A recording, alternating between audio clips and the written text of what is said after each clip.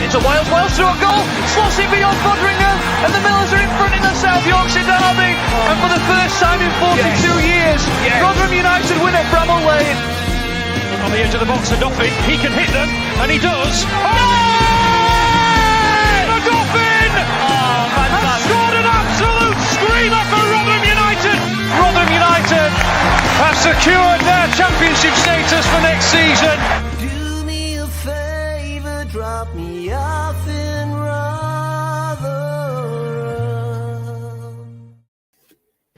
Hello, everybody. Welcome to New York Talk. This is the Rotherham United podcast, and for only the second time this season, we can talk about a win, talk about 3 points on the board.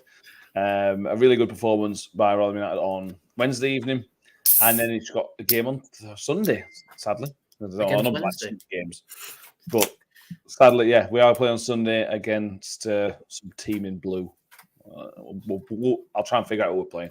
I'm sure we can get to the bottom of that. Danny's with us. How are you doing, Danny? I'm doing good, thank you. How are we all? Very, very good. Mick will be with us probably shortly.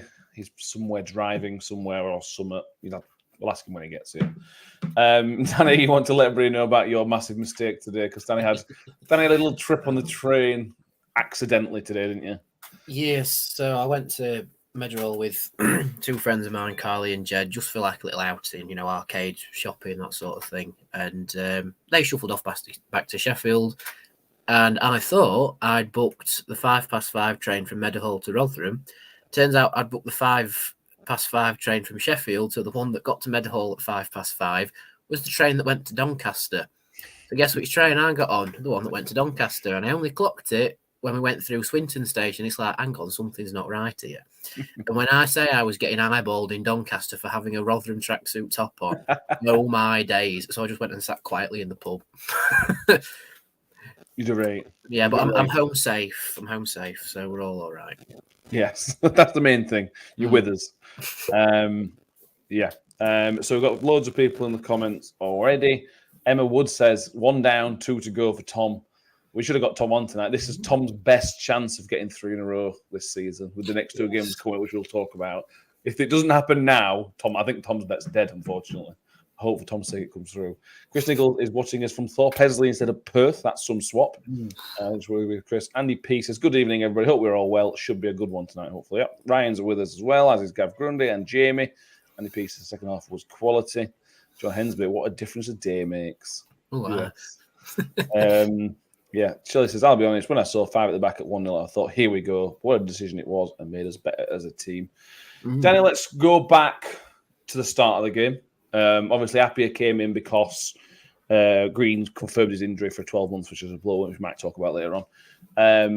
And Sean Morrison and only Peltier started at centre-back. What was your feelings on the starting 11? Because I know we got injuries, but I still thought it was a really pretty strong starting 11. Yeah, the only worry I had initially was to do with Matt Taylor saying, Lee Peltier and Sean Morrison both won't last 90 minutes. Peltier, he didn't. Morrison actually did and put a shift in all game. He didn't get old manned once. That I can remember anyway. But I saw the lineup and it's like interesting. We've stuck with 4-3-3, and I think certainly at the back it was the best we could have hoped for. I think, but it sort of worked initially. There were times where we got caught out. But then we sort of switched it a little bit and then just absolutely peppered Coventry at times. But my initial reaction was, that'll do nicely. That's the best team I think we could have fielded with the crop that we had available, I think. Yeah, I think that's fair. And we started really well. I thought first 20 minutes I thought was really, really good. Bramall and Peltier seemed to link up really, really well. The press was on. We'll talk about Coventry later on because I thought they had a nightmare. They're certainly defensively. But there was a really bright spark and it's important to come out positive. I know the second half was better, but we still started the half really well. And if you get an early goal, then it puts them under pressure and think like, I know we didn't get the goal, but we started off like a team was trying to start well, which we haven't done in the past, to be honest. Yeah, we started the game more or less on the front foot, really. Like you say, we've not really took it to teams initially, and so it was a nice change to really get a teeth into a team from the get-go. I think we could have gone 1-0 up very easily, but Freddie missed that absolute sitter of a Fred header. turned into Freddie, didn't he? Like that. Yeah, he did. Yeah, but if he scores that, then it's a different game. I mean, we won the game sort of semi-comfortably in the end. But if that goal goes in, it's a different game entirely, because we've got the momentum with us straight away. And like you say, Appy has come in and run his socks off. There was one little darting run that he did in the first half. I can't remember exactly, but it really took you back and went, Christ, he's quick. He's quick and he can chase after a ball. I thought it was quite harsh, the rating of him in the advertiser, only giving him a 5. I thought that was quite harsh. But I suppose in terms of big contributions, it was quite quiet. But in terms of really running his socks off and going after the balls and running the channel, I think that's why he deserves a bigger rating. Because it's a big thing coming in for your first start. And I think he's done really well and really shown what he's all about. It's just a shame we didn't score in the first half. So it kept us a bit of a, could be better, but it's not worse. Yeah, correct. Mixed with us, only missed 6 minutes of the episode. Mick, how are you doing? You look low tonight. Is something wrong with your chair? Oh, is that what it is? Is that better? There you go. Get badging. Yeah. How you doing, Mick? I'm all right, mate. Thank you. Are you? Very, very good. I know your neck was hurting after football last night.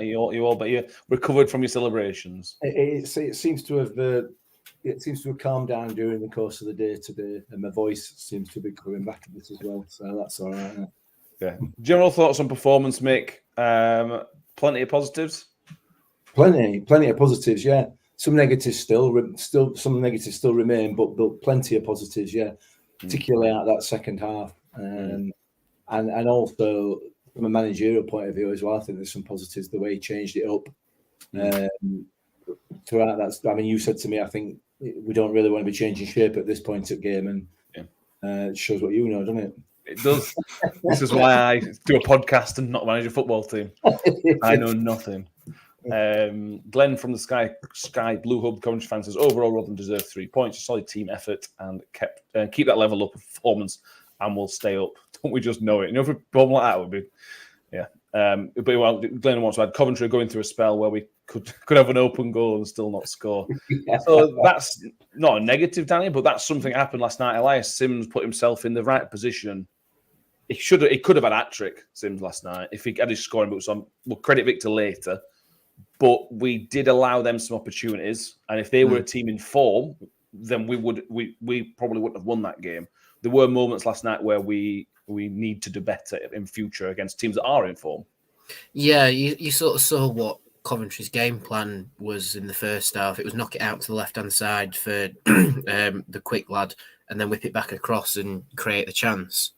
And certainly after 20, 25 minutes, we just didn't deal with it. We sort of dropped back into the Rotherham performance of, say, against Cardiff, where we were very standoffish, not really getting stuck in. This, of course, was after Cohen Bramall put in an absolutely beautiful Brexit challenge. On that was glorious. We cheered that like it were a goal. That was a brilliant challenge. But after the half-hour mark, we just sort of slowly faded away, and Coventry really came on to us. Like I said, we'll mention Victor's heroics in a minute, but yeah, I agree with Glenn from the Sky Blue podcast that they couldn't hit a bull's half with a banjo, could they? And bless him, Sims, who got himself in the right positions and looked really dangerous, but never got the really clinical touch on it, shall we say? Yeah. And when Victor was called into his heroics, it was which player was it now? I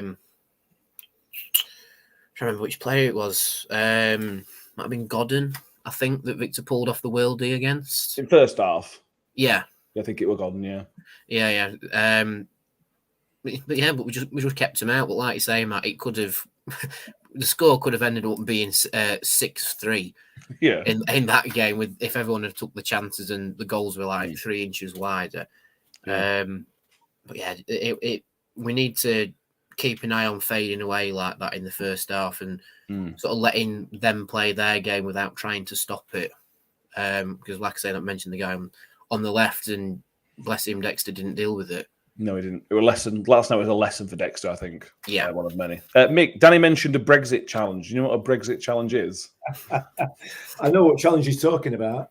I've not heard that phrase before, no. But is it one that the recipient doesn't want? I think it's when you take everything out, basically.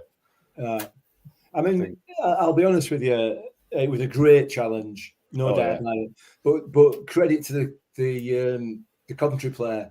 He just got on with it, you know. And there are certain teams we've played this season where the player would still be rolling now. You know what I mean? Yeah. So good bit of football all around.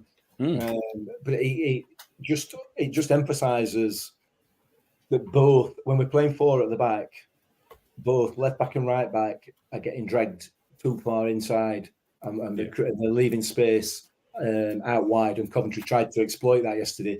Southampton did exploit it. Coventry tried to exploit it, but we got away with it last night because of the pace of the two fullbacks. But against another team, we might not be quite so lucky. And I think that's one of the reasons he changed it against Southampton, and possibly again in the second half as players started to tire. So, but what a tackle. But we know Colin Bramall's got that in him, don't we? Oh yeah, he's not shy of putting a challenge in. And 99 times out of 100, they're perfectly well timed as well. But you'll have to question setup more than anything else. Probably they shouldn't really ever be having to make those types of challenges. No, I thought Bramall played well though. To be honest with you, I think he's growing into the season. He's definitely getting better week by week. IFC 19 is definitely not getting carried away by saying we're Wembley bound. No. No, that's very level-headed of you to say so. Let's talk about the first goal, which was a Pelt's header. Sorry, Danny. We said it on the instant reaction last night, but we've been begging for somebody to just bury one of those corners. And it was just the slightest glance. It was nothing on it from Peltier, but it was perfect. They had nobody on the post. And it was just, and then the place went off a little bit. And it came after a bit of pressure. They started the half really well, Coventry. Yeah, they did. Coventry sort of started the second half how they ended the first, really trying to twist the screw with us. But it's almost as if we really, rolled up our sleeves and went, right, we're not having this. And sort of broke away and almost, in a sense, stole the first goal, because it sort of went against the pressure. And then obviously Coventry came at us straight afterwards, and then they sort of faded off themselves. But if everyone can just watch back the iFollow footage of Peltier's goal, because you can just see me podding back to my seat and sitting down, and then we score. So talk about timing.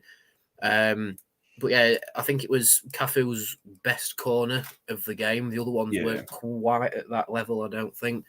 And like you say, it's almost just skimmed Peltier's head. But if no one's on the front post, that's the position you occupy, and it sort of catches out the keeper and just goes across him, and it's in the far corner. And that's exactly what happened. And I believe Peltier has scored more goals for us than anybody. He went like goals. He's gone like a 7-year period without scoring at all, and now he's bagged for us more or less consecutively. And he's also got injured consecutively as well, but hopefully it's just cramped for him. Hopefully, yeah. So see if we can find his career goals, because I don't think he's met career statistics. Hang on, bear with me. He's got 8 goals in his career. 3 of them for us. Brilliant. So we've nearly got 50% of Peltier's goals. Yeah. But if you want to, be Sky Sports, but he's just typical Rotherham, that. They've had nothing on at ball, they've been under pressure, bumped a ball in from a corner, and they've got lucky. Unfair? If you want. Whatever floats your boat, I mean, I'm sure probably last night there were a couple of other teams scored from corners as well, but let's not get bogged down in things like that. I'm sure there'll be a couple that have scored from free kicks as well. But again, let's not get bogged down in that. I'm not interested. Don't care, mate. Don't care. The ball's in the back of the net and we're sitting on 3 points. That's all that matters. We can talk for hours, and I've talked for hours about look at us with 76% possession. Yeah, well done. You still lost. It doesn't count, you know what I mean? It counts for nothing at all. So, but what I would say is Coventry City came last night to play football, you know, and we love it. We love it when that happens down in New York. That's what we want. We want teams that are coming up against us trying to play football. The worry for us now, when we'll come on to this later on, is that we're playing the next 2 games against teams who Sheffield Wednesday, who was Danny quite well put earlier on about Coventry, couldn't it? A bull's arse with a shovel. And then after that, we've got the football terrorist in Gareth Ainsworth. Yeah. Those are 2 worrying games. But anyway, we'll come on to that. I don't care whether it were a corner. I don't, it could have gone in off Freddie Ladapo's face like he usually does. That's not, does it? No, it doesn't. And then came the change, Danny. We then changed formation for in the second half. Revan came on. Appiah came off for Revan. It went to 5 at back. Fred went up. Fred went as 2. We play with actual 2 strikers, which we don't do often, but we will come on to that. What were your thoughts? Like Mick's already mentioned, I wasn't sold. I don't particularly like that change when you're already under pressure. I feel like it invites pressure, but it didn't. We managed the game pretty well. They had a few crosses, which one may have been dangerous. Victor's pulled off 1 save. You got to give credit where credit's due. Matt Taylor's that was a stunning decision. Yeah, it was, and that's 2 in a row because he made one against Southampton to switch it to that formation, and then he's done it again. It almost, like you say, it almost invites pressure when you look at it on paper. When you look at it in effect, it allows us to get the ball wider without the left back and the right back really being dragged out and leaving a lot of space. It sort of gives Revan and it was on the other flank. Dex. Dexter. It gives Revan and Dexter a bit more freedom down the wings as well.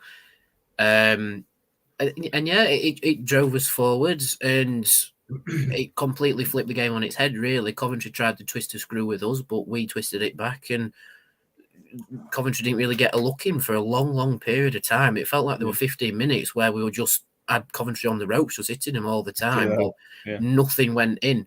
And I suppose that's a bit of bad luck that nothing went in, but you had Ollie Strike, that was a brilliant save from their keeper, fair play to him. Hugill's chance that hit the post, and there were countless times where we just kept hitting him. I'm just having a look at the second half stats, and we had 16 shots in total. In the first half, we only had 4. Wow. So we majorly twisted the screw, and it came off in the end. We had to wait a long time, don't get me wrong, and there were a few nail-biting moments in between, but thankfully Victor's there to stop most of them. But yeah, I think Ollie's goal wrapped it up nicely. It did. We'll move on to all of those. The Rathbone goal now, Mick. There's a few people in the comments saying here, Shelley says, I haven't seen scenes like that at home after the second went in for a very long time. Somebody else saying it was limbs of the season so far. Yeah, it was just, and it's obviously not, it wasn't as important as the Gillingham goal, but it had that same air of when you get that confirmation goal, that relief of the stadium is just something brilliant. And Revan deserves, we're going to talk about Revan in a minute because I think he deserves it as well. But the ball from Revan was brilliant, and Georgie didn't do what Georgie does. I don't know what he thinks he's doing by not scoring, but he gets the assist. And yeah, it was just the roof went off, didn't it? It was just brilliant. You used the word in that question there that sums it up, and it was the relief. You know, it's the relief given the poor performances we've had and the bad luck we've had, in equal measure, probably, arguably, of the start since the start of the season, that we can actually put it to bed. We've been able to put it to bed. And obviously couple that with the fact that we were starting to get cut adrift a little bit because of missing the Ipswich game and and other teams playing. So I think it was relief as much as just the joy of getting a victory. So yeah, it was nice. It was very, very nice to just finish that game off. Yeah, and have just a couple of minutes of relaxation and not have to worry about anything. Yeah. Was it fair, Danny? It ended up being 2-0. Do you think that's a fair result? Was it a fair reflection of the 90 minutes?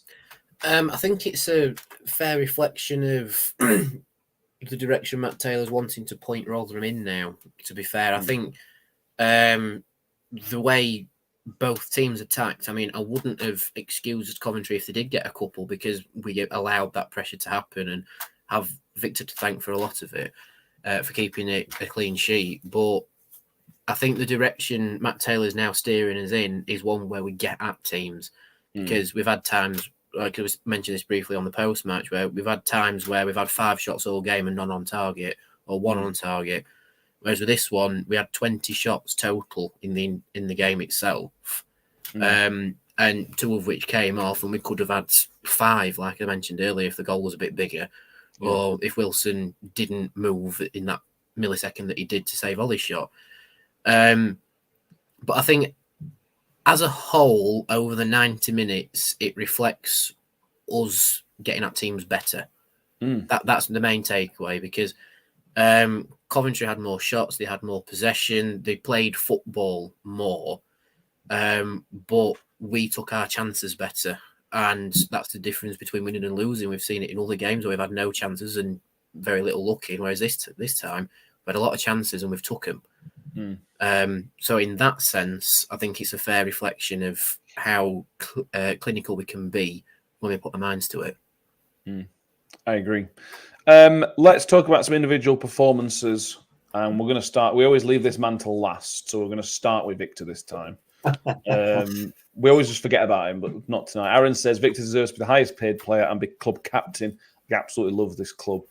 And I've lost another comment on Victor as well. But you can see how much it meant to him at the end, Mickey. If there's the vlog from a Coventry fan that the RUC has put up with Victor jumping on Sean Morrison.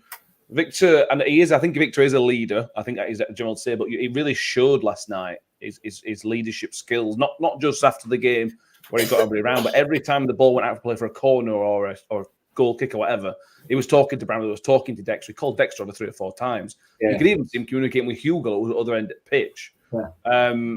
There is a captain. He'd probably be a captain at a better club than us, sadly. But there is a captain in there, and we are not only seeing his wonderful goalkeeping skill. I thought his leadership shone through last night. There's no I can add to that, is there? You're absolutely right. Yeah, you're absolutely right. You know, he does love this club, and I mean, there was a challenge from Hakeem Adofin when he came on. I can't even remember the challenge, but after he'd done it, Victor were climbing up, literally arms wrapped around him, legs wrapped around him, jumping up and down just because of a challenge. It's what you need. It's what you need. It's that infectious enthusiasm and love of the game and passion to win that is infectious, and he's just amazing. He's such a fantastic goalkeeper, but he's a personality as well, huge personality around the club. And as has been said in the comments there, he quite clearly is loving his time at this football club. You know, I guess we've given him his chance in professional football, and look what he's turned it into. You know, he's not what he's turned it into. You know, he's been talked about by lots and lots of other fans of other clubs. He's now a Swedish international. You know, he's represented his country, so there is the obvious next step, and I'm sure that will come, and that'll be a sad day for us as supporters of this football club in one way, but also a proud day as well that, you know, this football club's contributed to forward in his career, and I just love having him about, you know. And you know, people talk about the saves that he makes. If you wanted to be really, really harsh, all he's doing is doing his job, you know. Yeah. He's doing his job, but he's doing it very, very well. Don't get me wrong, you know. He's doing it to a very high standard, but it is his job at the end of the day. But yeah, you know what my views are on Victor. He's just an absolutely awesome bloke and an awesome player. So yeah. He's one of them guys that if you listen to when the players talk about the squad and the players in the squad, Victor's name always seems to get brought up. Yeah. He's always one of the first people that the players mention. He's clearly somebody that people just go to and and want to be around. Sam Darby says world class. AJ says you've seen him infectious. Yeah. Palmer says we need to offer him a new contract if we could offer him a lifetime contract. AJ plays with a smile on his face, but a seriously good goalkeeper. IFC, hopefully, at least we compensate with a lot of money. That's part of the contract last season, wasn't it? Danny, just on your step was because I skipped over the bit at the end, but he was the one that was getting all the players around to go through not a lap of honour, but just to appreciate the fans and a bit of back and forth. He gets the club, and I think a lot of clubs. One we'll talk about another club later on in this episode where the players are not connected with the fans and they don't have that connection. Victor is a massive part of that connection between us and the players, and he showed it again last night that he cares, and that's what we want to see. Yeah, there was a moment in the first half. It may have been just as the ball's gone out for a corner, and there was a little lad sat down a few seats from me, and just taking the time just to like wave to young fans. Yeah. You don't see it that often, certainly at some bigger clubs, but just having that little moment, that's probably made that kid's day. And for the rest of the game, he was just sat on the barrier, just cheering all game as well, this lad. But yeah, just the thing at the end, Victor's almost turned it into his thing. When we get a well-earned point or a win, he's the first one in because he just loves it. We've mentioned a bit of finesse work with the Coventry fans in the comments as well. That. Yeah, that were good. And there was that one moment where I think this year in the first half, he's gone to save it but pulled out of it to have a goal kick. And there's some other lads who sit near me and they were going, "You have to have some balls to do with that. Imagine if it just creeps in at the post, then you're like a right fool." But Victor's just really enjoying his football. And this stats almost gone under the radar a little bit. That's our first clean sheet of the season. So that's even added to Victor's celebrations that he's kept that clean sheet. And the main thing for all the players now is that is a big confidence boost after we were down in the dumps for a few matches. 100%. So you're saying he would just celebrate his bonus for getting a clean sheet rather than the actual win? Is that what you're saying, Danny?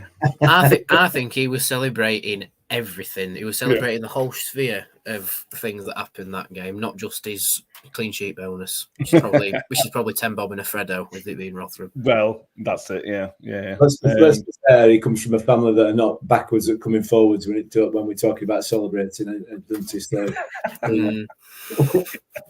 fair point. Let's move on the newspaper. Say that again. They celebrate when they open a newspaper. Let's talk about some other players. We'll talk about Hugill, Nick. Jordan Hugill hit the post. Could have had an assist if Fred sorted himself out. He had an assist in the first half as well. It's difficult to say because he didn't score, but that was one of Hugill's best performances for Rotherham. He was at their defenders from the minute. He started the press excellently. Yeah. That is Jordan Hugill. That's what we need. That's the best of Jordan Hugill for me. If we could have that every week, that'd be fantastic, wouldn't it? I mean, it is. I had to check to make sure he'd not previously played for Coventry, but I don't know. That's exactly what we want from him because he like I think I said it on the post match last night. He still had that little bit of a period. Or there were times during the game when he was on the wind up, and he were doing a little bit of his usual sort of. I'm not going to say dirty tricks, but trickery, but he did it in the right measures. The remainder of the time, he was absolutely on it, and he was outstanding last night with Jordan Hugill. Close to being man of the match for me. Yeah. I thought he was absolutely fantastic. And if we could have that all the time, I don't care. I don't care whether he puts the ball in the back of the net because there's plenty of others that are capable of doing it as well. But the point is, obviously, if he does continue to play like that, he will put the ball in the back of the net. He's getting himself in the right places. The ball's going in the back of the net as well. It's we just want more of it. We want more of that because that is absolutely top notch. Yeah. Mike says that was the best of John Hugill and he missed a sitter. Which sitter did he miss? Yeah, he did. He dragged that one wide. But I think it was given as a corner. So I know whether that I don't think it was on target anyway. He snatched at it and he dragged it across the face of the goal. And I think he was from my angle, he was probably lucky to get a corner. We were lucky to get a corner from it. I don't know whether that's the right. Yeah, I agree. Or not. I don't remember now. He tried to take it early. I wouldn't say it's. I just think he tried to take it early, like the Southampton a little bit. He snatched at it. I think a little bit. He kind of rushed it, and But yeah, listen. Just keep playing like that, Jordan, man, because that is absolutely what we need. Yeah. It fires everybody up. It fires the crowd up. It fires the rest of the team up. And anybody who questions what this club means to this team just needs to look at those goal celebrations. Yeah. You know, how much it means to this group of players. They are 100% together, and hopefully that's given them a massive confidence boost because they deserve it. They are more than capable. I've said this right from the start of this season. They are more than capable of comfortably staying in this division. I wonder if Hugill's maybe head's been down a little bit because it was after the Southampton game. We've then seen a much better performance from him. Shirley says Hugo's work rate was second to none.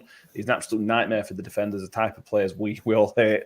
An absolute bully. He made McFadzean, who is excellent at what he does, look very poor. And also, Danny, we played with two up top in second half. And again, he looked much, much better. He was so much better in the second half with Fred next to him, I thought. Yeah, it seemed, well, we've been saying this for a bit. Hugill sort of operates better when he's got the man to run in behind as well. Like 4-3-3 sometimes isolates him a little bit. But when he's got the man a bit closer to him, he's got a bit more to feed off.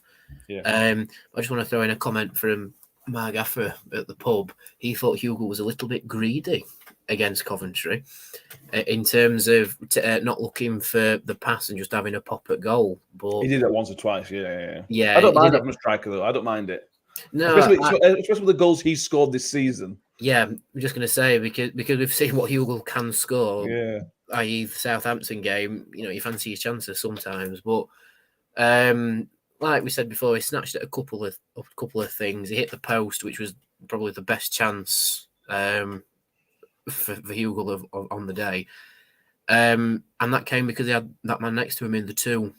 So I think if we start Hugill, we should explore a 2 rather than the 3 up top. But for example, if we were to start Nombe, I think he'd be better with the 3. Yeah, it's more of a lone operator than what Hugill is. But yeah, the Hugill being greedy, I think right now we need it because we need shots at goal to spur everyone on to get the shot on target. But overall, another monstrous performance from Jordan Hugill. He's really kicked on since the Southampton game, I think, and he's putting a lot more effort in. I agree. Harry says, if he's like that at Hillsborough, he'll definitely cause problems because he will know the occasion for fans.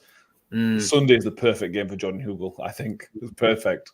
Michael on the specific says, no, he says it was the header that hit the post that was the City. He had time to pick his spot with the keeper rooted in the centre of goal. Jordan found the... I would have to watch it back in real time. I thought it was a brilliant header that was just a little bit unlucky. I would have to watch it back because I haven't watched that miss back. Personally, I won't call it a sitter because it's mere... from what I remember. Yeah, and there's mere inches between it being a goal and it coming off the woodwork. Yeah. So I think he has tried to pick his spot, but it's a very fine line where it comes off your head in chances like that. And Dexter put a fair bit of whip on it as well. So I think it's just unfortunate. It's one of them where it's like a few more millimetres one way, it's off the post and in, or where it hit and it comes back off the post. Yeah. Mick, let's talk about the wing backs second half wise. Seb Revan came on, and that kid, I don't know, there's something there. He's not spectacular. He's not going to beat 3 men and score a stunner, but there's just something really, really solid about him. He's a bit like Bowler, but better. He just gets his head down, gets on with his job, and you barely notice him until he puts a great cross in. I think so far it looks like a really, really astute signing. Yeah, it does. It does. He's a quality player, isn't he? There's no doubt about it. And you can see why he's with a Premier League football club. So more game time, and obviously have more impact. And while ever we're in this situation where with the centre backs, the last few games, Colin Bramall slipped seamlessly into, he has slipped seamlessly into that left side of a back 3, except when we find himself right up at corner flag, trying to waste time, which would have. He'd obviously forgot where they were playing for a minute there, but he's got the pace to get back in time anyway. But he's a hell of a player, and he's a great player, and that crossing for the second goal was excellent. And there was a point at which when he pulled his foot back, I'm thinking, no, we need to be keeping it in that corner. We need to keep it in that corner with 2 or 3 minutes left or whatever it was. But no, it's an excellent cross and a very, very well worked goal. Yeah, it was. And Dexter on the other side, Danny, I think he had a rough time in the first half. De Silva, I can't remember his first name. De Silva, anyway. He's a proper left back. He's a really, really good player at this level. And Dexter got taught a bit of a lesson in the first half. When he got to the 5 at the back, I thought it was a bit of skill. Somebody's putting a bit of skill to take on the man and put the ball in for Hugill. It just shows what he's got. He's got his all-round game is there. He just needs to learn. He is still learning on the job, but he was still brilliant. Yeah, I mean, in relative terms, he's still a young lad and learning the trade, which isn't very often I get to say that, which is quite fun. But I think with Dexter, I wouldn't take that game as a negative performance for him. I'd take it as a learning curve from De Silva, who has that, like you say, that quality about him. But in Dexter's defence, some of the trickery that he pulled off in that game was absolutely phenomenal. It was a proper, where's that come from? Yeah. Same with Revan on the other side as well. Because if you watch, I mean, we'll talk about it in a moment, but the build up to Ollie's goal, it was quite comical to watch. Because it's one of them where it's like, oh, come on, we have to score from this now. Same with Dexter and that bit of skill set up Hugill's chance at the post. It's one of them. It's like we have to score from that just to cap it off nicely. But both our young fullbacks, they have shown exactly what they are capable of, but they also show that they are still a little bit youthful in certain things. But still a learning curve, and what better place to learn it than with us, because we develop players into internationals apparently. So I wonder if he's an international already. So even better. Yeah, we do. They're both Mick. They're both still kids. Revan's 20, Dexter's 19. Yeah, and we're that's our football club, so we're sort of criticising them and talking about it as if they are grown-ups, and that I suppose they almost are. But they are. But they've both got something, especially in a 5. You put, like you mentioned, Cohen in the 3, and then Bramall, in the 3, and then those two as wing backs. They give you so much more than Wes did, for example, last season, or Joe Matic, if you want to go a bit further back and things like that. Yeah, they give you so much more. Defensively, still fine, but attacking-wise, they're just brilliant. Yeah, they are. And the point, I think the crucial point about this is that, particularly with Dexter, because we've not seen much of Seb Revan yet, particularly with Dexter, he's getting better game on game, he's learning, he's developing. That's exactly why Wolves sent him here to develop, and that's exactly what we're doing with him. If we can develop him, we can develop our own players. It's an indication that the coaching, the manager, are doing the job right. In terms of bringing players on. Victor's come on again. He's coming on again. He's improving still. The coach, the coaches and the manager are doing the job very, very well. And Dexter particularly is living proof of that. They create a lot of danger for us. And it's excellent, and without looking massively vulnerable defensively. Yeah, it's like Norton Cuffy last year. There were times he looked really dodgy defensively. Dexter's made mistakes, but he's not been like out of position massively or anything like that particular. There's no comparison, in my view. There's no comparison between the two. I think Dexter is a far better player. Genuinely, I think he's a far better player. I completely agree with that. Completely agree. And you should also praise the recruitment team. Matt Tiller spoke about Dexter before and said that he didn't know anything about Dexter before we signed him, or before we tried to sign him. And then you sign him, and this is the guy that the recruitment team have identified. So if that's who they're identifying, then we should be on to it. Imagine we've missed out on to better teams. We tried to bring in. So Chris Taylor says, would you swap Cohen and Revan over? So Revan as a centre-back in a 3, Danny, Bramall as a wing-back. I wouldn't, because Bramall's pace gets everybody out of problems. It gets Revan out of problems if he makes a mistake. It gets Morrison out of problems. It gets Bramall out of problems. I think that at that position in the left side of the centre it suits him when we play a 5. Yeah, I think so. I think if we were to go with the 4 and have Cohen primarily as that left back role, you can swap them over through substitutions and such. But I think if you've got them on the pitch at the same time, I think Cohen should stay more narrow as the left side of centre back and let Revan have the reign of the wings, shall we say. But I do think if one of them got caught out, like say for example, if Bramall got caught out, Revan could quite easily come round and fill in as it will work the other way around as well. So it's interchangeable, but I think they both know what their primary role is when we've got the 5 at the back. Absolutely. We're going to end up not talking about a few players because we're going to talk about Pigs yet. But Aaron says, well, you would not think that Peltier's in his late 30s. He was brilliant. The oldest player on the pitch yesterday, you know. Yeah. AJ says he was really worried about Sean Morrison, but he proved him wrong. Again, very, very good, especially in the second half. Andy P says it was a revelation when he came on. Nice, a bit of depth despite an injury crisis. Ryan says Matt Taylor got his tactics spot in the second half. Didn't think we would play that well when we switched the back 5, but did so. Is there any other way? I feel like I mentioned Ollie. He got man at matchmake, and I thought it was good. Ollie. I don't think that was his best performance in a long time. Maybe he's improved. Maybe my bar's too high for Rathbone. I thought it was decent. His game's changing a little bit. You can see his game is changing, and he's starting. His skill level feels like it's increasing. His vision is better. Some of the passes that he's picking out are excellent, and that's another indication of the player developing under this regime and playing with players like Cafu, like Taihi, who are players that are able and capable of playing those sorts of passes. You could pick anybody you want. You know, Adopted when he came on, seamless. It was great, absolutely seamless. You know, between him and Peltz, you wouldn't have known the difference. He's absolutely solid. I think everybody had a good game.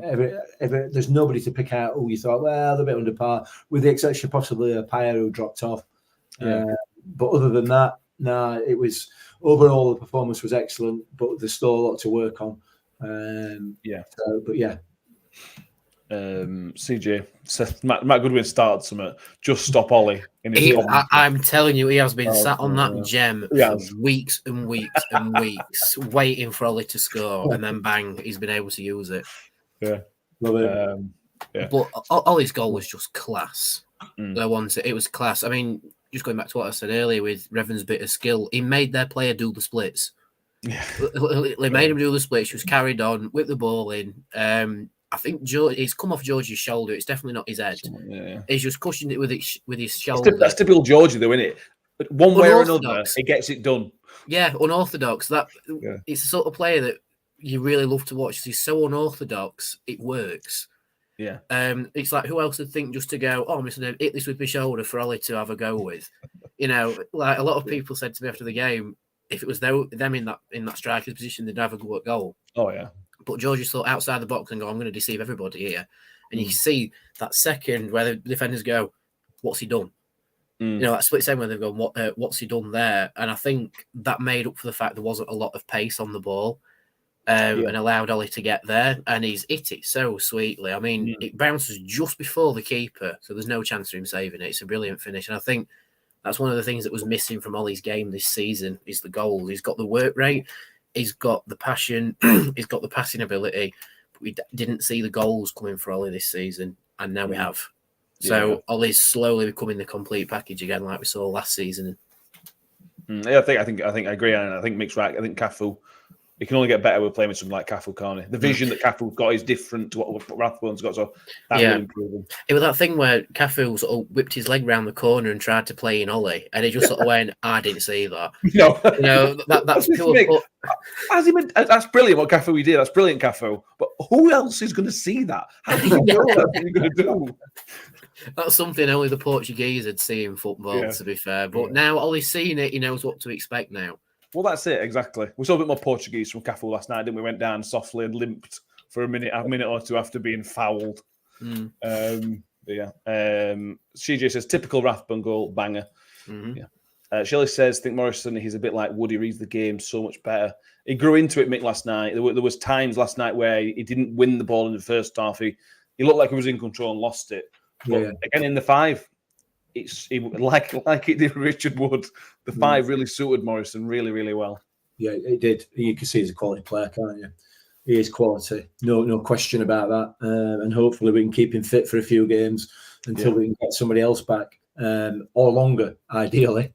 We'll have to wait and see how that pans out, because he's not. My understanding is until he had that serious injury, he's not been particularly an injury-prone player. Played loads, before injury, played loads. So hopefully, if we can get him back fit and match fit, because he clearly wasn't match fit last night for obvious reasons, he could well be pivotal to this season. We'll have to wait and see.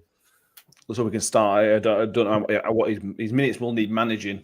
Thankfully, it's a Sunday game, not a Saturday game, which will help.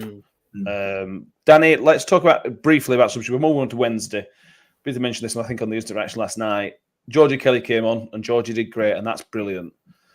But, and it's a big but, you've got another guy sitting on the bench you've paid a lot of money for, and you're picking the freebie from Ireland. And that's not necessarily a dig at Georgie, because we love Georgie.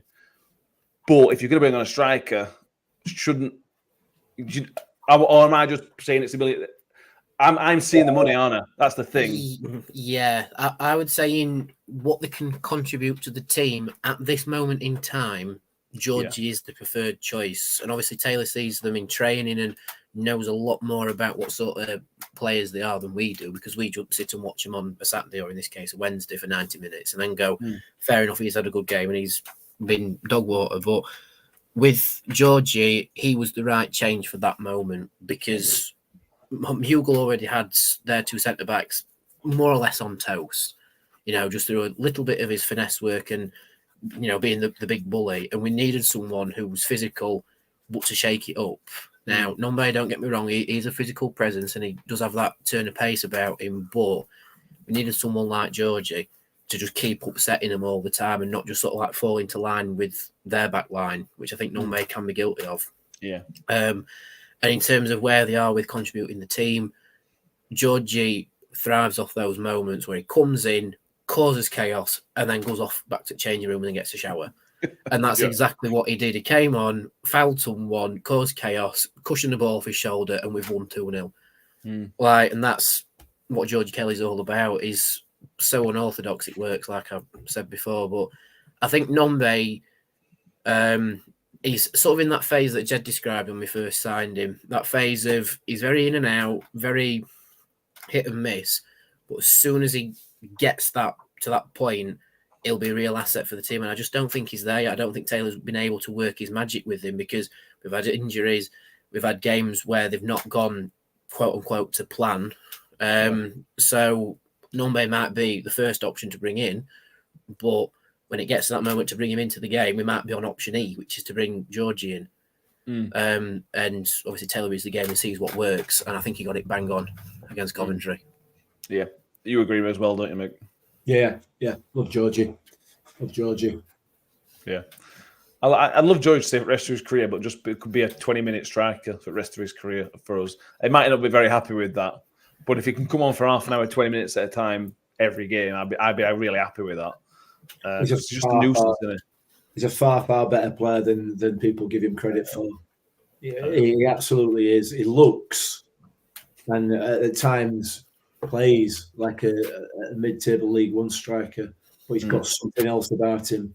He's got something else about him that he'll do what he did yesterday, which was completely out of left field, and he's a quality footballer, he's a quality player, and he knows where that net is. Yeah. He's got that unquantifiable factor. That's probably a better way of saying it, like an X factor or something like that, I suppose. That would have been better, wouldn't it? Yeah. Anything else from the Coventry game that we need to mention before we talk about some little piglets? I thought the tribute to Bobby Charlton was quite touching, to be fair. To have four sides of the ground singing "There's only one Bobby Charlton" whilst his brother was there, that was really nice. And I saw a comment earlier that said Tom Charlton was sat in front of them, and he said that Ollie's goal would have been a goal that Bobby would have been proud of.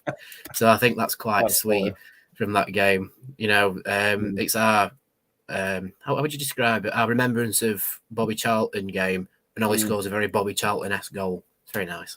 Correct. Very fitting.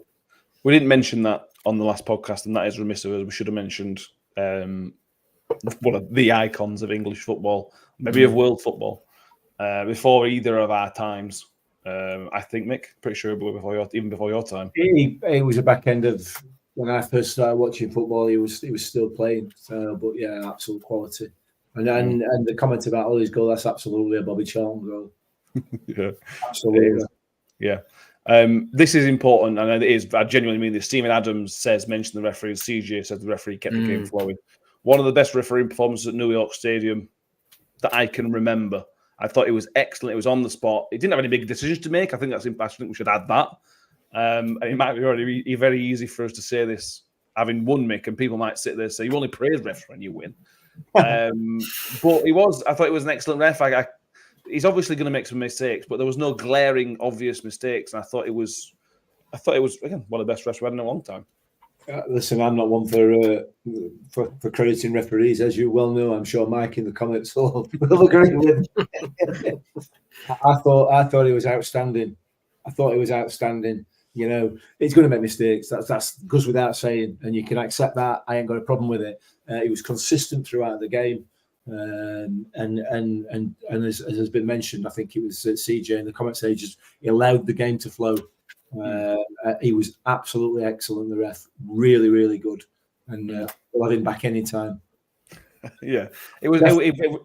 He refed the game how I wanted it to be refed, Danny. He added 7 minutes on at the full time, which was right. There was a lot of injuries, a lot of subs, but there was no stop-start nature of the game. It wasn't look at me. I was worried when he blew his whistle really, really loud at the start of the game because I thought it was a bit of a look at me kind of ref. But it wasn't. He was sort of happy to go under the radar. He booked players at the right time for both teams. I'm a fan. Yeah, I'll use the same stat that I said in the post-match. It's the first time he's ever ref Rotherham and Coventry, and he's put in an 8 out of 10 performance with his first showing. So fair play to him. I think the thing that sold it to me that he was going to be a good ref was when one of their players went down as if he'd been fouled, and he just looked at him and just carried on. Yeah, there was no thing of get up. There was no thing of what might be a foul. He just looked at him and just carried on. So if that should be the standard of refereeing that every referee should strive to be at. All right, fair enough. He made a couple of mistakes, don't get me wrong. And the linos didn't help because they made mistakes of their own. Especially there was one in the first half, which was quite clearly offside, but he never gave it. And the fact that he had Peltier, Morrison and Victor saying, Lino, where's the flag? Yeah. So they were a bit hit and miss, but the important thing is the man in the middle put in a great performance. It was very unbiased to both teams. He let the game flow. There was very little stoppages for silly fouls. When players were on the floor for non-head injury, potential injuries, he just let it go until the ball was actually dead, and then he went back to it. Yeah, I mean, fair play to him. Fair play to him. That is the diamond of the referees that we've had this season. Yeah. And I know we've had apologies from Howard Webber and the PGMOL before. We should be sending a letter to them going, you know what, he's done great well. Fair play to him. Gold star. I thought crap they've had this season at PGMOL, rightly, at times. They deserve a bit of praise. In fact, Matt, I've just had an idea. We'll talk about the Wednesday game in a second, but I've just had an idea, and I'm gonna pitch this to you live. That bitter empty wall between the radiator with the Rotherham flag and the Hammarby flag, the Hammarby scarf. Yeah. I reckon we should have a whiteboard or something there, and we list the referees that we've had this season. We put a gold star next to it if they've done really well, and a black star if they've done really bad, and see how they carry on over the season. I do have a spare whiteboard, so I will look at it. I know stickers, but yeah, we'll just show a big poo next to the rubbish ones. Just get the poo emoji on. Yeah. Powerman wants whatever you're on, Mick. And CJ says Bobby Madley must have been gagging to get the ref get injured. Yeah, Bobby Madley. He still managed to make it a bit about him in the second half, didn't he, to Bobby? Well, he managed to get somebody on Coventry Coventry bench booked into, so good old Bobby. A couple of Bobby Charlton things here. Mike Mill says, saw Bobby Charlton play at Millwall. Testimonial, he shot towards the Tivoli end from 30 yards, and he's never seen a shot hit harder since. Chris Taylor says, Mark Todd said when he was at Manchester United, they were in the Netherlands in 85 in a tournament. Bobby Charlton came into the changing room, got changed, scored 2 goals at 47. Right, on to the Pigs. Mick, big game this, in the context of, well, South Yorkshire derby for a start. That makes it a big game. It's not a derby. It's not a derby. South Yorkshire derby that's not a derby. Game. South Yorkshire game. But in the context of the season, this is a massive run of fixtures. You've just beaten Coventry. You've got Sheffield Wednesday, who are rock bottom, not scored in something like 11 hours. Worst start in their club's history, worst start in the Championship's history. New manager, and you've got QPR next week as well. How big is this game? Am I overselling that, or is this, in the context of the season, how big is this game? In the context of the season, it's quite important. It's quite an important game. But with your footballing symmetry and everything else, that these kind of runs come to an end, don't they? Yes. And we, for some bizarre reason, seem to be the recipients of the end of some of these runs. I think all the stats need to go out the window. The importance of the game in terms of the league table needs to be gone out the window. And it needs to be approached the same way that second half was approached last night against Coventry and the game previously at Southampton. If we can approach the game in that fashion, I think, given the confidence that's running, or lack of confidence that's running through their squad at the moment, we'll be absolutely fine. However, it's a potential banana skin for us. Is it a banana skin? Yeah, I think it is as well. Of course it is. Absolutely it is. Let's be realistic. We're in terms of the quality that we know that we've got in our squad, and the quality that their squad has shown so far this season. It's a no-brainer. It should be second tier should be putting us as bankers. I hope they don't, of course, because that's it. But you know as well as I do, these games involving local clubs that are very, very close to each other that aren't derbies can throw up strange results. Yeah, that's the thing, Danny. If we turn up, and I said this on the Wednesday podcast I went on, if we turn up, we are going to win the game. That is not a question. That is a fact. If we turn up, we are going to win this game on Sunday. The problem is, what are the chances of us turning up 2 games in a row? I don't think that's ever happened under Matt Taylor.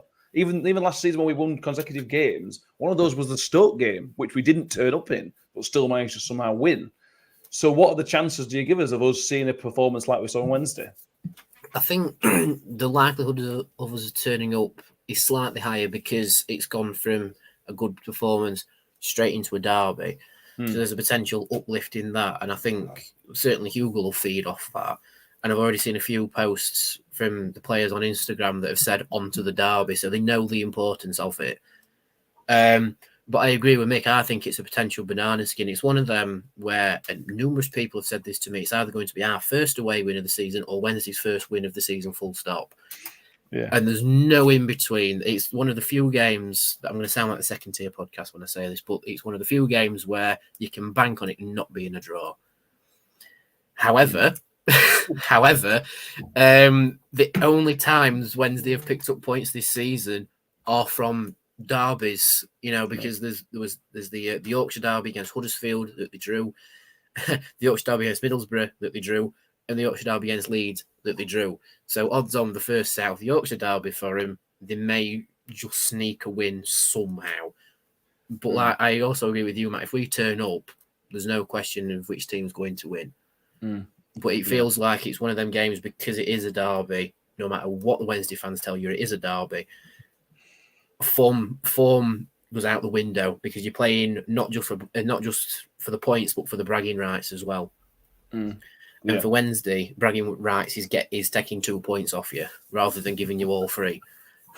Yeah, they get to go out to Rotherham with a point in the hands, don't they, all the Wednesday fans?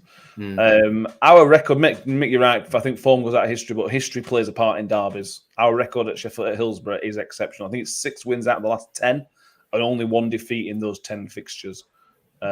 It's really strange, Mick. Our record at their place is excellent. Our record at our place is dreadful. I think there's one win in the same sort of time. Yeah. And Matt Taylor last season, in both derbies last season against Sheffield United, he got it right. We were unlucky probably not to beat Sheffield United at home, to be honest with you. Yeah. And we deserved the win there. So from that point of view, in a very small sample size, Matt Taylor's derby record is pretty good, which bodes well for Sunday. It would do if it were a derby, wouldn't it? So we're going to have to be more careful with that. Yeah, listen, I agree with what you said. You know, if we turn up and we put that performance in, I think we'll be fine. But it's an away game. Our away performances this season have been woeful at times. I mean, absolutely, utterly woeful at times. But you know, we're coming off the back of that performance and the confidence that we'll be running through that squad now. That probably not been there for much of the season, where we've had 2 performances on the trot, albeit with an international break in between, where they've shown what quality they've got. So, yeah, it's going to be a typical away game at Shrewsbury, isn't it? You know, I'm going to be in there. We're going to win 2-1 with a last-minute winner, and you know it's just. I went on the Wednesday Till I Die podcast. We had half an hour chatting through lots of stuff about both clubs, and we sort of concluded that what we should basically do is give us the 3 points Saturday. We'll get them the 3 points when they come to New York, and we'll all bugger off to the pub and have a pint and watch Super Sunday. You know, seems like a plan to me. I mean, I'm fine with that. Yeah, I'm fine with that. We have been having to go through 2 of these games, frankly. Yeah, fair enough. We have done a scouting report. That'll be up tomorrow because I haven't had time to edit it yet. That's Wayne. Wayne from Kimbo Sports has done that for us. We like Wayne. Wayne's fun. He's messaged me and wants to address a few comments. First of all, Ryan says Sheffield Wednesday got actually outplayed by Plymouth side who haven't been great themselves recently, but this is a game that needs to be taken very seriously. He says he can't stress enough how important it is. Wayne wants me to tell you that they weren't outplayed by Plymouth. They were really good, Sheffield Wednesday, but they somehow managed to implode and concede 3 goals. To be fair, we've been there. To be fair, we as a club, we've been there. We've played quite and lost 3-0. If you haven't seen Plymouth's second goal, stop what you're doing and go and look at it because it is a comedy of errors from Sheffield Wednesday's defenders. It's a thing of beauty. So go and watch that because it's class. The second goal, did you say, Matt? Second goal, yeah. Well done. He watches that. He'll just laugh in a minute when he gets to it. We're going to probably go till an hour and 10 here, mate. We'll give us a couple of minutes because we're not touching the window too much. But it's Danny Rawls' first game at home. And for me, that's a bit of a concern because there will be a bit of positivity around the place because they finally got rid of Zisco, who they hated. And they seem to be getting behind him. He talks quite well. I'm semi-impressed with the way he talks, Danny Rawls, to be fair. If they get a good start and get a bit of momentum, the fans will get behind the players, and then it could be quite a difficult afternoon for us. So we've got to be careful to try and manage the game and just try not to give them a sniff. If you don't give them a sniff, the place will stay quiet. Yeah, it will. It will. They're notoriously fickle football supporters in general, aren't they? But Sheffield Wednesday supporters in particular. So yeah, I mean, an early goal to us would be unbelievable. That would create all sorts of problems for him. But yeah, I'm a bit concerned about it, if I'm honest with you. And the main thing that concerns me is their record up to now, and the fact that the bits that you've just pointed out as well in terms of the new manager. So we just want to be on our A game. If we're on our A game, we'll be fine. I can't see there being too many changes, assuming that there are no injuries coming out of Wednesday night, other than possibly Pelts. I think we'll be fine. I think he'll probably start with the same lineup and drop back to a 5 at the back. Should the need arise? But Oh, good lord! See. Then you got to the goal. Good grief! It's good, isn't it? That's a definite. Oh, that's nearly as good as Wednesday thinking they got a penalty against Watford and then they gave a corner and then Watford scored. Yeah, the goal reminds me. And I know Coventry weren't that bad, but last night there were times where Coventry were trying to play it between themselves, and it looked like they'd ever played this system before. They were knocking it out left, right, and centre for throw-ins and stuff like that. That's what it reminded me a little bit of. which is a good sign. If Danny Rowe wants to try and play football on Sunday, happy days. Oh, please do. Yeah, please do. Yeah. Because if we press like we did on Wednesday and they play like Coventry did, I feel I'm being confident, Danny. I'm sort of confident, but I'm sort of not. I'm confident if we do what we need to do, we'll just win. I'm just not confident that we will. It seems like one of the very few times where we're going to Hillsborough not as the underdogs. It sounds so alien to say because, when we played Sheffield Wednesday last time, we'd already played them at New York. Lost. Played them off the park and they'd won 2-0. So we went there with a bit of anticipation of, this would go either way. Same with the times before. I mean, during the COVID season when Ladipo won it for us, there were still times where it's like, this could still go either way. Whereas this time, we look at it and just go, if everyone does the jobs correctly, we have a very, very strong chance of winning this, probably just tilted in our favour. I think the one thing that really pulls it round to Wednesday's favour is that our away form's atrocious. That as well. I think that's one of the few things that pulls it round, and the fact it is a derby and, their players will be more up for it and they'll put in more fight. So I'm very down the middle with it. I think because it's a derby, everything goes out the window and it's just who turns up on the day. Well, they say it's not, but it is. You know what I mean? We're in the same postal code, for Christ's sake. We're both in the S postal code. It's a derby. Danny, S6. Danny, you're just trying to create a rivalry, and I think it's. We don't have a rivalry with Doncaster because they're DN, so it don't matter. Just trying to create. It's all about postcodes, derbies. Andy P said we should be confident, Matt. We are going to have too much for them. Ollie and Cafu going to run the game. I just got a feeling about Cafu first goal. I don't know what it is. It just feels like a game made for Cafu to do a Darren Garner-esque stunner in the last seconds of the game. Mick, give me a prediction. Maybe got something else to talk about first. Come on. I haven't got anything else to talk about other than obviously I got a prediction right last night.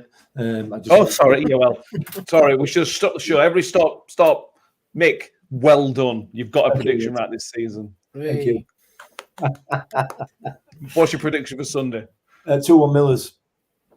2-1 to the Millers. I am going to copy that one in classic Rotherham fashion. Danny? I'm just having a look at the historical results to see what our biggest win is at Hillsborough. So Rotherham's biggest ever win at Hillsborough was 5-3, right? And that is the record for most goals scored against Sheffield Wednesday in a single game. 2-goal margin's the best we've ever done? Yeah, but the 5 goals is the most we've scored against Wednesday, full stop. It's just they happen to get 3. So our biggest winning margin was actually the 3-0 at New York in the COVID season when Lindsay completely played him off the park. Yeah, but my prediction is 7-0. Oh, good God, no, I'm not going that confident. I'm going nearly down the middle and saying we're going to win 1-0. Like it. Russ Vernon says 4-0 to us. Tobias says, no, don't worry, 3-1. Shelley says, we wear red, we'll win. We must wear. Hope we do wear them. Hope we wear red. CJ says we're going to win 3-0. Andy P says we're going to win 3-0. Harry says 1-0 to Wednesday. It's just the Rotherham thing to do, which is fair. RUFC Ryan says 1-0 with a Hugill 90 plus 6. Oh, I imagine. Reef. Be danger in that away end if that happens. John S says 3-0 to us. Jamie says I don't want to see a bad reception towards Michael Smith because if he scores, we do. Because he will score if we do. Michael Smith's going to get a reception. You can not like it. You can join in. You can think it's funny. You can think it's really, really bad. Doesn't really matter. We could sit here and say, please don't boo Michael Smith. Michael Smith's going to get booed, whether you like it or not. Same with the neck away as well. Assuming he plays. Oh, he won't play. He'll certainly not start. No. But he'll be warming up in front of us probably. Yeah, look, he knew what was going to happen when he signed for Sheffield Wednesday. He knew what was going to happen if he ever played against us. He's a big enough and clever enough man to realise that, and he's probably a big enough man to take it as well. To be fair to him. So yeah, there we go. I want to very quickly. Maybe not time for this. Powerman says, "What do you make of the emergency signing? It would be." Powerman asks. we've potentially going to ask for an emergency sign. Do we have any thoughts on that? Because I'm not a fan. Needs calls for it, I think. It does, but I said something last night, and this is where I sit on it. From a Rotherham United view, it would be brilliant. Go get somebody, a centre half in. That's great. But then where's the line? Do you know when Leicester get 3 people out for 4 weeks in February? I think are we going to let them sign players? It depends on the squad depth. I mean, for us, we've got our 25, and that's more or less it. There's not many players who've missed out on the 25 that they've submitted, whereas Leicester have a bigger crop to fill it with, shall we say, from players coming up. Permission to add to the 25. That's where the permission. That's where the problem is. Yeah, but that's true. But I suppose they can bring in the youth players as well, whereas we don't really have that. We option. should be able to bring our youth players. This is devil's advocate. I don't like it because of the precedent it sets for other clubs. That's what. But I see what you're saying, Danny, and I get your point. But if you deal with what you've got, if you get loads of injuries, you've got loads of injuries. As long as you can field 11 players and a reasonable amount of subs, that bench last night was still pretty strong. To be fair, I think it's because we've got a player who we know will not play again this season. That's sort of contributed to it a little bit because now we've got 24. And the one player will never play again shouldn't really be included in the 25 now. That's maybe where the line is for exceptional circumstance. And it just sort of gives us a chance to bring in a body at the back as well. If it was a rule where it had to be the same position, then I don't think we'd exploit it. And if this were Wednesday, what would you be saying? If it were Wednesday, it's just like, for me again, it'd just be, well, if needs calls for it, needs calls for it. Yeah, Mick. Don't care. Okay. I don't care. I mean, ultimately, if we need a player, then and they'll allow us to do it, then let's do it. If they don't, they don't. Let's just we crack on, don't we? I can see why they'd ask. See what they say. You don't get, you don't ask, or you don't ask, you don't get, do you? So it's the old Yorkshire saying, isn't it? Yeah. See what happens. I'm not fussed one way or the other. It'd be nice to just get some players back from injury. Yeah. Well, that's it. Yeah. So, right. Anything else we need to cover? We've gone very, very long tonight, as you maybe expect. We had that way with a game coming up Sunday as well. Should we do a quick lineup prediction we want to see playing? We can do. I'm assuming they're going to pick up another couple of injuries between now and Sunday. That's the problem. I would go unchanged from start. Yeah, likewise. I'd say we start with the 5. I think we can risk it against Wednesday to start with. I think you can risk it. It's not like they've got the players that Southampton have got. That pace that really killed us. Yeah. Wednesday haven't got that. Haven't got in Coventry. Had it on the left, not really on the right. So we could get away with it a little bit. I think we can allow to be a bit more risky against Wednesday. Certainly start with. Yeah, as long as we get in the faces from the first few minutes, like we did against Coventry, we should be all right regardless. Should. This is as positive as you will see us be leading up to a game against Sheffield Wednesday. Let's face it, some of our nerves are all in tatters about Wednesday because it's the bragging rights now, isn't it? Yeah. Yes. Make anything? No. Fantastic. Fair enough. Positive. Oh, referee. I have got his name here. Bear with me. Referee is Andy Davis. He last refereed us and gave Coventry the last-minute penalty at the CBS last season. The very, very soft one. He also ref the Wigan game as well, but nothing happened in that one. At New York. We're done. Thank you, everybody, for being with us. Please make sure you have subscribed to YouTube if you haven't already, and give this video a thumbs up as well. The scouting report will be up at probably Friday evening when I've had time to edit it a little bit. We will then be back. We are scheduled to be back on Sunday evening. That's the schedule at the moment. We may change that potentially. Danny won't be here for the Sunday episode. We've got better things to do than talk about Sheffield Wednesday, but we don't judge here. I'm trying to win a £300 jackpot in a pub quiz. So keep an eye for that. If it does change, we do change. I had to change it to Monday. Please just keep an eye on the social medias. You'll see it on there. That is a possibility, but we'll let you know. Mick, thank you for being with us. It's been fun. No worries. Thank you for having me. Other than that, yeah, obviously, yeah. Sorry about that. I'll go and register. Yeah. Yellow card. Yeah. Tell me, Mum. Send a note. Yeah. And Danny, thank you very much for being with us, mate. It's a pleasure. Yeah, no worries. Always a pleasure, lads. See you next time, and we'll see who's going at Hillsborough. Thank you very much. Up the Millers. Up the Millers. Up the Millers.